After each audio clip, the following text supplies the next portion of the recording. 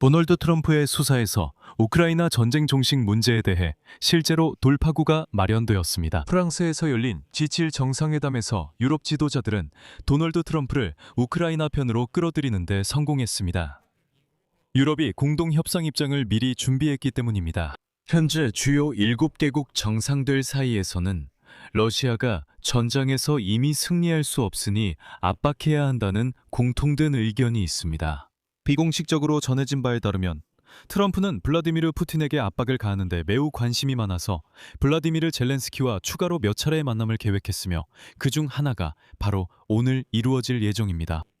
그리고 여기서 중요한 일이 일어났습니다. 첫째로 도널드 트럼프 본인이 우크라이나 전쟁 문제에 다시 모든 관심을 집중하겠다고 밝혔습니다. 그리고 둘째로 트럼프는 이렇게 말했습니다. 인용하자면 러시아가 합의를 해야 한다. 우크라이나가 아니라 바로 러시아입니다.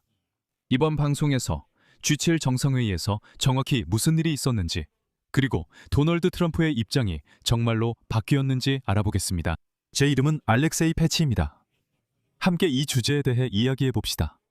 하지만 시작하기 전에 채널 구독과 좋아요 부탁드립니다. 그리고 이 유튜브 채널의 운영을 지원하고 싶으시다면 영상 설명에 있는 링크나 계좌 정보 또는 화면에 보이는 QR코드를 통해 후원하실 수 있습니다. 자, 먼저 사실부터 말씀드리겠습니다. 도널드 트럼프와 블라디미르 젤렌스키가 G7 정상회의에서 만났고 회담 후 도널드 트럼프는 기자들에게 만남이 매우 좋았다고 말했으며 우크라이나 대통령과 다시 만날 계획이라고 밝혔습니다. 같은 날에 다시 한번, 그리고 그 다음 날에도 또 만남이 예정되어 있었습니다. 그는 어제 그렇게 말했고 따라서 오늘 또 다른 만남이 예정되어 있습니다. 전쟁에 대한 질문에 트럼프는 더 이상 모스크바의 조건에 따라 평화를 추구하라는 말 없이 다음과 같이 말했습니다. 러시아는 협상을 해야 한다고 밝혔습니다. 러시아군의 손실에 대해 덧붙이며 그는 이렇게 말했습니다. 그들은 그냥 계속 싸우면서 병사들을 잃고 있습니다. 2차 세계대전 이후 이런 일은 없었습니다. 그리고 여기서 가장 중요한 것은 트럼프와 유럽 동료들 사이, 그리고 트럼프와 젤렌스키 사이에 있었던 그 대화의 내용입니다. 젤렌스키는 우크라이나의 방공망을 강화하고 러시아의 공격에 대응하기 위해 미사일 지원 문제로 도널드 트럼프에게 압박을 가했다고 밝혔습니다. 여기서는 러시아 드론이 우스펜스키 대성당을 직접 타격한 키예보 페체르스카야 라브라의 사진을 보여주었습니다. 혹시 이 소식을 놓치셨다면 말이죠. 흥미로운 점은 이 문제의 초점이 크게 바뀌었다는 것입니다. 이제 우크라이나는 단순히 미사일만 요청하지 않습니다. 아니요. 이제 우크라이나는 직접 생산할 수 있는 라이선스가 필요합니다. 즉, 우크라이나는 지금 미국과 미사일을 구매하거나 받거나 요청하는 것이 아니라 우리가 직접 생산할 수 있으니 라이선스를 달라고 협상하고 있습니다. 예를 들어 유럽에서 미국의 라이선스로 PAC-3 미사일을 생산하는 것처럼 말이죠. 하지만 도널드 트럼프의 입장에서 진짜 변화는 다른 데서 일어났습니다. 이것은 젤렌스키 혼자 시작한 것이 아니라 G7 전체에 조율된 압박이 있었고 이에 대해 지금 내부자들이 직접 말하고 있습니다. 블룸버그는 G7 관계자들을 인용해 핵심적인 점을 지적합니다. 프랑스에 모인 정상들은 유럽과 미국이 마침내 의견이 가까워지고 있음을 보고 있습니다. 우크라이나의 입장이 실제로 훨씬 더 강해지고 있습니다. 한편 예를 들어 CBS 뉴스는 트럼프를 설득하는 이 과정의 메커니즘 자체를 공개하고 있습니다. 젤렌스키와 유럽 지도자들은 도널드 트럼프에게 우크라이나의 상황이 실제로 개선되었다는 점을 납득시키려 노력했습니다. 유럽인들은 미국과 트럼프 행정부가 과거에 제시했던 평화협정 조건이 모스크바에 지나치게 유리했다는 점을 그에게 납득시키려 했습니다. 더구나 이제는 우크라이나의 드론 공격이 러시아 본토 깊숙이까지 이어지면서 상황이 달라졌습니다. 즉 2025년 8월에 앵커리지에서 발표된 그 입장들조차도 이제는 이미 시대에 뒤떨어졌다는 것입니다. 더구나 2025년 2월 트럼프가 젤렌스키에게 너에겐 카드가 없다고 말했던 그 입장들은 더욱더 낡았습니다. 상황이 완전히 달라졌습니다. 그리고 말하자면 이번 정상회의의 슬로건은 젤렌스키부터 키어 스타머머까지 모두가 반복했던 것인데 이렇게 들렸습니다. 상황이 우크라이나에 유리하게 돌아서고 있고 2026년의 상황은 2025년과 매우 다르며 우크라이나가 주도권을 되찾고 있다는 것이었습니다. 그리고 이제 유럽인들은 도널드 트럼프에게 유럽연합이야말로 우크라이나 지원을 위해 자금을 제공하고 있다고 자랑스럽게 말합니다. 도널드 트럼프는 블라디미르 푸틴에게 단지 조율된 압박만 가하면 되고 유럽은 스스로 우크라이나를 지원할 것이라는 겁니다. 트럼프, 이게 바로 네가 원했던 거 아니냐는 식이죠. 네가 바이든이 우크라이나에 큰돈 줬다고 했잖아. 그게 다야. 미국은 아무것도 줄 필요가 없어. 아무것도. 유럽이 그걸 알아서 할 거야. 내 임무는 미국 대통령으로서 저 크렘린 난쟁이 블라디미르 푸틴을 그냥 눌러버리는 거야.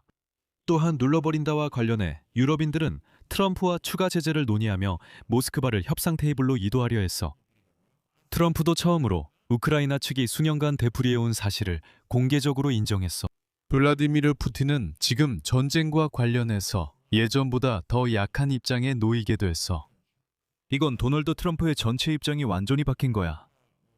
2025년을 놓고 보면 트럼프의 입에서 항상 약한 쪽은 우크라이나였거든. 그는 무슨 소리야, 러시아가 더 강하지 않냐고 말했었지. 지금 그는 그래, 푸틴이 확실히 약해 보이고 그의 입지도 예전보다 훨씬 약해졌지. 하지만 이라고 말하고 있어. 그리고 여기서부터 이 방송의 솔직한 분석 파트가 시작돼. 도널드 트럼프의 이런 입장 변화에는 분명한 한계가 있어. 트럼프의 열정은 우리가 이미 여러 번 봤지만 그 열정이 실제로 구체적인 행동으로 이어진 적은 거의 없어. 그리고 우크라이나의 자신감이 커지고 있음에도 불구하고 아직 협상 테이블에서는 돌파구의 징후가 없어. 트럼프는 지금 긍정적으로 들리지만 이건 그가 전쟁을 끝내겠다고 약속하면서 몇 달 동안 반복해온 바로 그 낙관적인 수사야. 더군다나 G7 정상회의에서 도널드 트럼프의 일정에는 처음부터 젤렌스키와의 직접적인 양자회담이 전혀 없었어. 이건 그가 정상회의에 꽤 비관적인 마음가짐으로 갔다는 걸 말해줘. 하지만 물론 어느 정도의 희망은 있어. 오늘 6월 17일 트럼프는 다시 한번 블라디미르 젤렌스키와의 또 다른 만남을 계획했어. 젤렌스키는 우크라이나 팀이 24시간 이내에 미국 팀과 만날 것이라고 분명히 밝혔어. 많은 중요한 실무 회의가 예정되어 있어. 즉, 트럼프와 젤렌스키 팀이 몇 가지 문제를 조율 중이야. 오늘 두 대통령은 다시 앞으로 무엇을 어떻게 할지 논의할 거야. 그리고 바로 이 협상 입장을 둘러싸고 지금 정상회담에 주요한 긴장감이 형성됐어. 독일과 우크라이나가 함께 레드라인을 설정했지. 메르츠 총리는 젤렌스키와 함께 트럼프에게 평화협상에 대한 준비가 되어 있다고 알렸다고 밝혔어. 하지만 이 협상은 올바른 입장에서 시작되어야 한다고 했지. 그리고 우크라이나가 돈바스의 일부를 포기해야 한다는 러시아의 요구는 받아들일 수 없다고 했어. 바로 이 점이 트럼프에게 강조된 핵심이야. 네가 2025년에 반복했던 말은 이제 더 이상 통하지 않는다는 거야. 모든 입장이 바뀌었어. 우크라이나가 러시아에 대한 장거리 타격을 강화한 것도 괜한 일이 아니었지. 이건 모스크바가 앵커리지 합의라고 부르는 것에 대한 직접적인 답변이야. 그리고 젤렌스키 자신은 크렘린이 인정할 의사가 있는 유일한 형식조차 거부했어. 그리고 그는 저 야만적이고 더러운 모스크바에 가는 것을 거부했어. 푸틴과의 만남도 거절하면서 우리는 이런 게임에 참여하지 않는다고 밝혔지. 그리고 곧바로 대머리 독재자에게 대안을 제시했어. 미국에서 만나자고 말했지. 너는 이미 알래스카에 갔으니 거기서 만나자. 트럼프가 만남을 주선할 거야. 하지만 우리 모두가 잘 알다시피 푸틴은 겁쟁이야. 그리고 겁쟁이는 벙커에서 절대 나오지 않아. 이 주제 관련 영상이 어제 올라왔으니 꼭 보세요. 블라디미르 푸틴이 협상을 원하지 않는 이유를 다룹니다. 왜 푸틴이 온갖 방법으로 회피하는지, 그리고 왜 젤렌스키가 푸틴이 협상에 나서지 않겠다고 자주 말하도록 계속 시도하는지에 대한 내용입니다.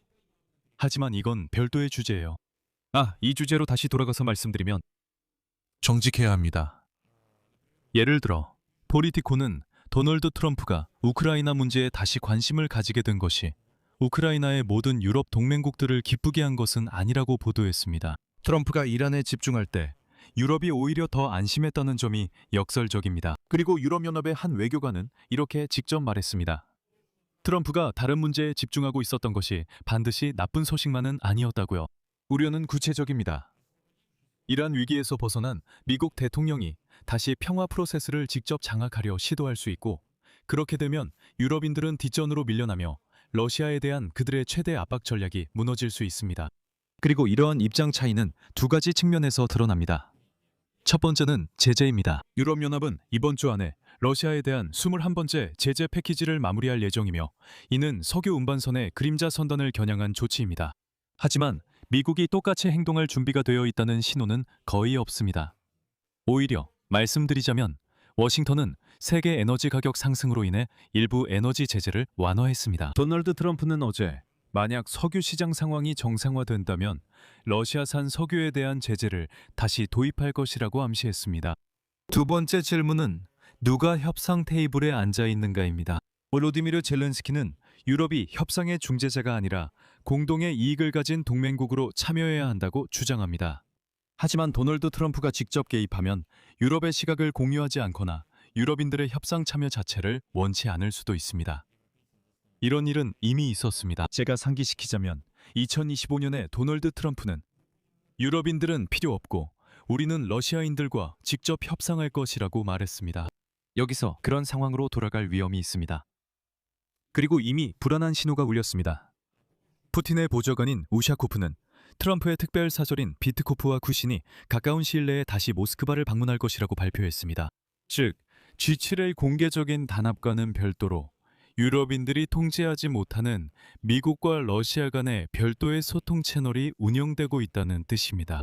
그럼에도 불구하고 트럼프는 처음으로 러시아가 직접 협상을 해야 한다는 쪽으로 발언을 돌렸고 푸틴의 약점을 인정하면서 이제 이란 문제가 해결됐으니 우크라이나 문제에 본격적으로 착수하겠다고 약속했습니다. 하지만 트럼프의 태도 변화는 여전히 서면으로 확약된 약속가 아니라 그의 기분에 달려 있습니다. 유럽은 트럼프가 이 과정을 가로채고 다시 한번 동맹국들을 제쳐두고 모스크바와 직접 협상하려 할 것이라는 합리적인 두려움을 가지고 있습니다. 그리고 크렘린은 여전히 적절한 협상 형식은 모두 거부하고 만약 젤렌스키가 협상을 원한다면 모스크바로 오라고 소리치는 것 외에는 아무것도 하지 않고 있습니다. 하지만 이미 수백만 번 대답했습니다. 씻지도 않고 야만적이며 악취를 풍기는 러시아인들한테는 아무도 당신네 더러운 모스크바로 갈 일이 없을 겁니다. 거기서 혼자 잘 살아보세요. 그렇게 다쳐 살고 싶으면 거기서 잘 살든지 마음대로 하세요. 다만 정상적이고 문명화된 사람들을 그곳으로 끌어들이려는 시도는 멈추세요. 당신네 모스코비아는 늪일 뿐이며 정상인은 그리 가지 않을 겁니다. 됐으니 이 문제는 잊으세요. 모스코비아가 좋으면 그곳에서 번영하며 사세요. 정상인들에게는 피해 주지 마세요. 이걸 최대한 막으려면 저기에 울타리라도 쳐야겠네요. 키예프에게 좋은 소식은 오랜만에 모든 G7 국가들 이 한 목소리로 같은 말을 하고 있다는 점입니다. 나쁜 소식은 이 단합을 전쟁 종결로 이끌 수 있는 건 대머리 푸틴에게 압박을 가하는 것뿐이라는 점입니다. 이 압박을 계속 강화할 준비가 되어 있는 쪽은 유럽이지만 워싱턴은 꼭 그런 것은 아닙니다. 그럼에도 불구하고 오늘 트럼프와 젤렌스키의 만남이 어떻게 끝날지 지켜봅시다. 여기서는 일단 말을 줄이겠습니다. 유튜브 구독해주세요. 왜냐하면 앞으로 모든 사건들을 실시간으로 전해드릴 예정이기 때문입니다. 여러분의 의견을 댓글로 남겨주시고 이 영상에 좋아요도 꼭 눌러주세요. 이 유튜브 채널의 활동을 지원하고 싶으시다면 영상 설명에 있는 링크와 계좌 정보를 통해 어떤 방식으로든 후원하실 수 있다는 점을 다시 한번 알려드립니다. 다양한 플랫폼이 준비되어 있습니다. 여러분께 편리한 방법이 있을 거예요. 지원에 감사드리며 오늘은 여기까지입니다. 건강 조심하시고 안녕히 계세요.